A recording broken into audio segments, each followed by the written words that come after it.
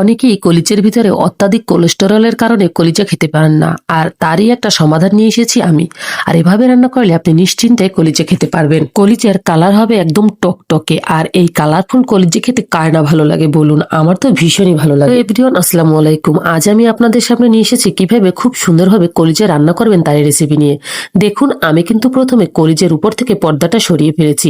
এবার আমি এটাকে খুব সুন্দরভাবে ধুয়ে কেটে পরিষ্কার করে নিয়েছি। এবার যেটা করবো সেটা হচ্ছে গরম পানির ভিতরে আমি কলিজাগুলোকে একদম ঢেলে দেবো। এবারে কলিজা সহ যখন পানিটা ফুটবে তখন আমি এটাকে ছেঁকে ফেলবো, আর এতে করে কলিজার ভিতরে থাকা বাড়তি কোলেস্টেরল একদম ঝরে যাবে। আর এভাবে কলিজা রান্না করলে আপনার কলিজার কালার হবে একদম টকটকে, আর দেখতেই খুব বেশি লোভনীয় লাগবে। প্রথমেই আমি গরম তেলের ভিতরে পেঁয়াজ বাটা রসুন বাটা দিয়ে দিয়েছি, আর এবারে আমি পেঁয়াজ বাটা ও রসুন বাটাকে খুব সুন্দরভাবে তেলের ভিতরে কষে নেব।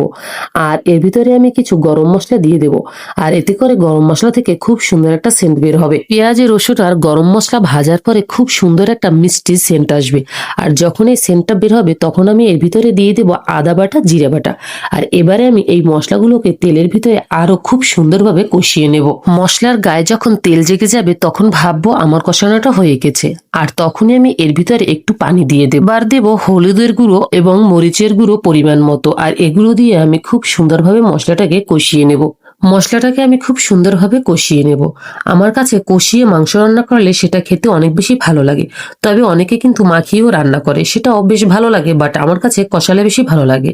আর এই পর্যায়ে আমি এখানে দিয়ে দিলাম কিছু ধনিয়ার গুঁড়ো, আর এবার একটু কষিয়ে নেব। দেখুন কালারটা কত সুন্দর এসেছে, আর উপরে তেল জেগে গিয়েছে।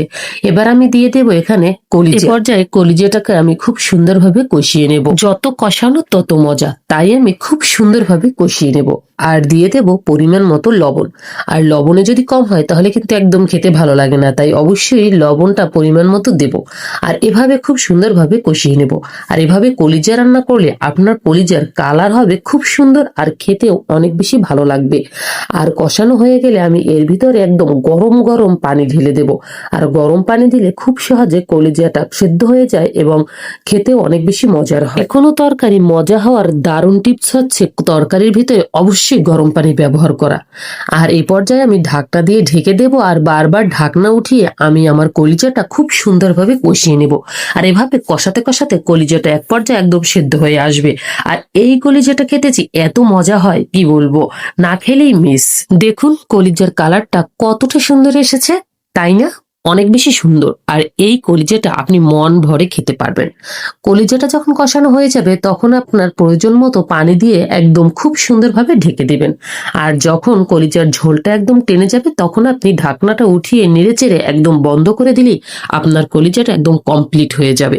আর এই কলিজাটা আপনি পরাণ ভরে খেতে পারবেন, আর এজন্য আমার মনে হয় কোনো প্রবলেম হবে না। যাদের হার্টের সমস্যা আছে তারাও কিন্তু এটা খেতে পারবেন। কোলেস্টেরলের একদম ভয় থাকে না, আর নিশ্চিন্তায় এই ধরনের কলিজা খাওয়া যায়। আর কালারটা কত সুন্দর এসেছে দেখুন, অনেক দারুণ। এটা দেখতেও যতটা দারুণ আর খেতেও কিন্তু ততটাই দারুণ হয়েছিল। Thanks for watching.